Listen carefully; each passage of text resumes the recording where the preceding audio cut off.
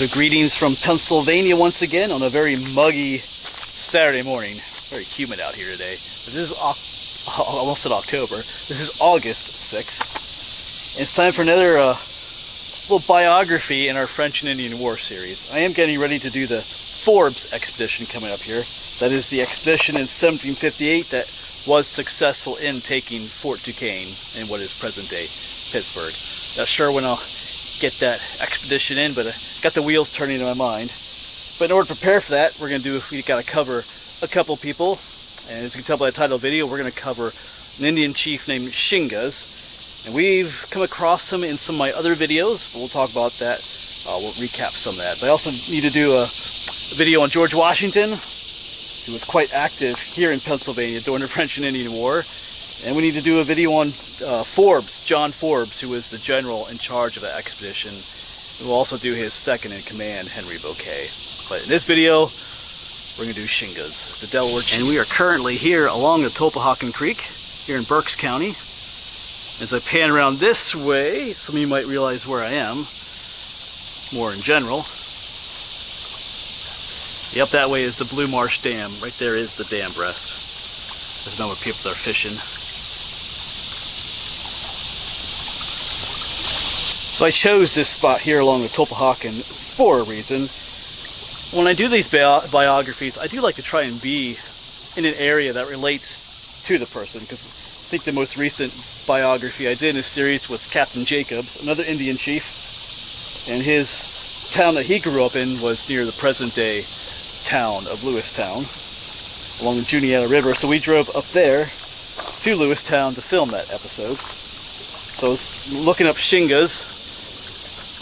Where did he live? Well, turns out he lived here along the Topahawken Creek, somewhere in Berks, Lebanon County area, which is not too far at all from where I live.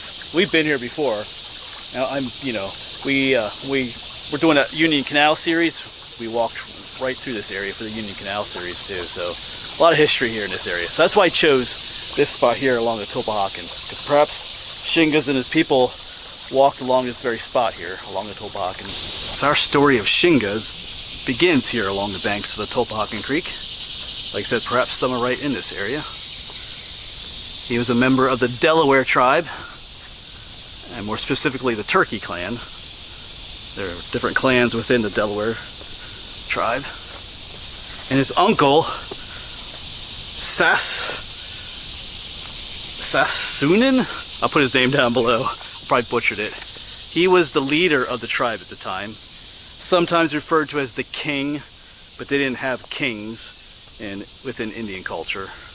But the Europeans that came over kind of looked, when they were looking for leadership among the Native Americans, they were looking for someone to call a king, so he kind of took on that role, or that title. So he wasn't actually a king, and his own people didn't refer to him as a king either. It's just kind of a title. In some ways given to him by like I said, the Europeans in the area.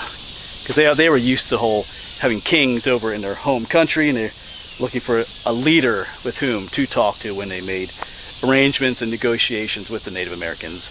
And they liked, what's his name again? Sassunin? I probably butchered that. They liked him, unfortunately, because he was easily manipulated.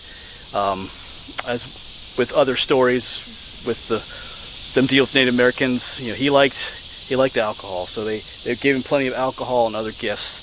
In exchange, he would allow them to buy land from the Native Americans. So he was easily manipulated in that way. Give him some alcohol and you could get what you wanted from him, unfortunately. But in 1747, Sassunin died, and Shingas' older brother kind of took charge of the clan. He kind of became, the king. Because there's a couple of brothers. And I don't know if I'm going to even try to pronounce his name. I got it written down here. Where is it? Hold a second. Pisquitoma or something. I'll put it down here below. Yeah, you can. I'm not really good at saying these names, but he was not liked by the colonials.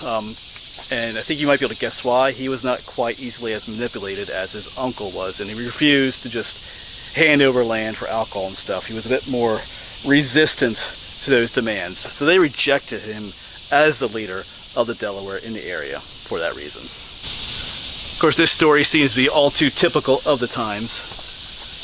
in the dealings with the Native Americans. And both sides can be faulted for that at times. But because of rejecting him as their leader, the Delaware in this area kind of got fed up with it, and they moved. They headed out of here. And they headed west to an area that you are familiar with. They headed to the Indian village of Kittanning, which we filmed just not too long ago when we did the Kittanning Expedition.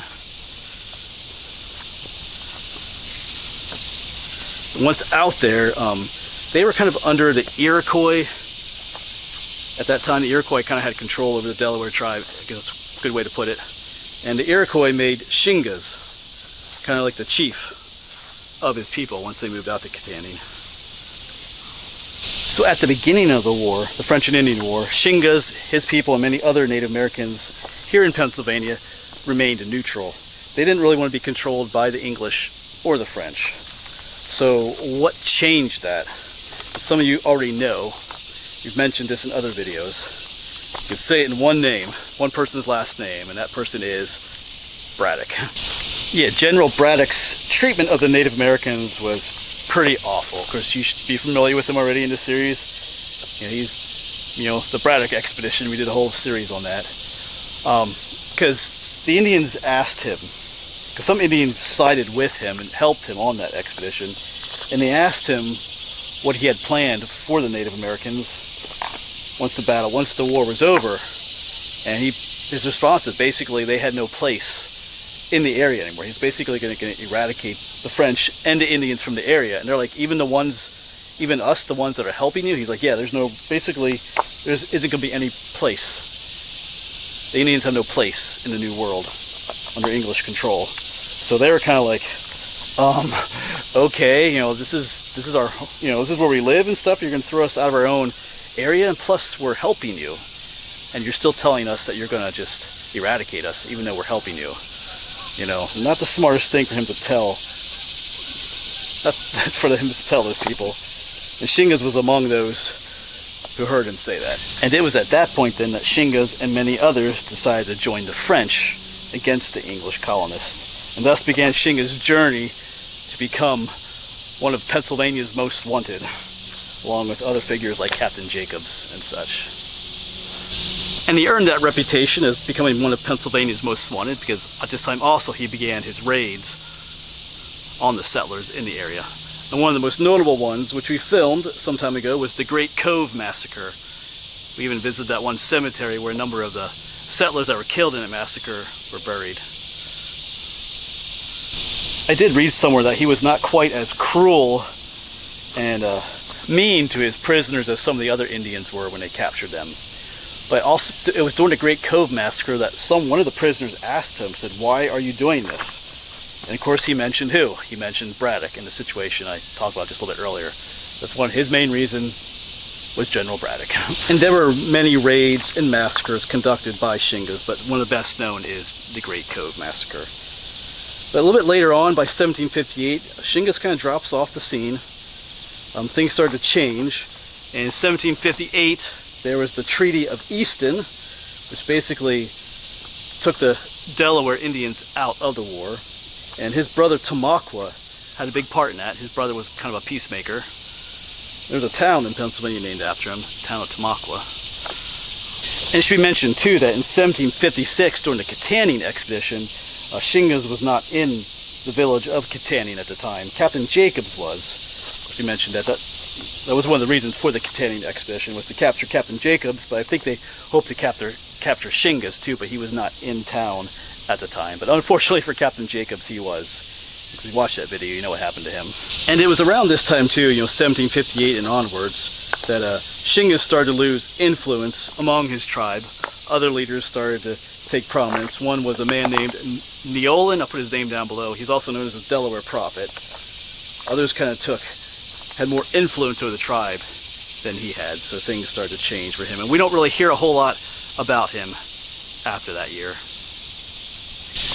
So what eventually became of Shingas? Well, historians aren't really sure, to be honest. He was born in 1740 roughly, and the last we hear of him is in 1763. Don't really hear anything about him after that, so they kind of estimate that maybe that's when he passed on, shall we say.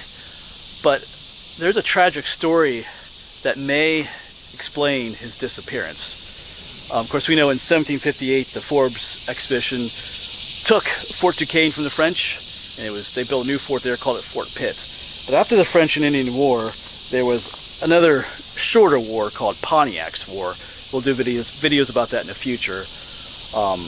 But yeah, during that war, Fort Pitt was under siege by the Indians once again and in danger of being overrun. And a plan was set forth to try to remove the Indians from that siege. And I think I mentioned smallpox earlier, but that's what they tried to use. So the idea was to give the Indians blankets that had been infected with smallpox as a way of trying to lift the siege. They're not sure if that actually, we'll talk more about that in a later video. They're not really sure if that actually had any effect. It sounds awful, and it is, but smallpox was already among the Indians at that time already. They had had several instances of it previously, so it was nothing new to them. So I'm not really sure how much an effect that incident had on them. But hey, it could have, because about that time he disappears from the historical records. So maybe he died of smallpox at that time, or maybe he just disappeared. Maybe he just moved on with some of his people away from all of it, away from all the war and the mess and everything. That's possible too. Yeah, so just one last view of the Topahawken through here, flowing down through here. Who knows, At one time this may have been where Shingas walked. Probably as a younger boy, maybe. Who knows? Or his people did, at least. So there you go, just a short little biography of the Indian chief Shingas. Like I said, in all these stories, there's several different perspectives to view his story from. You can kind of feel sympathetic to him in a way, but that, once again, it doesn't always make it right to do the atrocities that he committed as well. So there you go. Their little biography from our French and Indian War series on the Indian chief Shingas. Alright, thanks for watching, and we'll see you on the next one.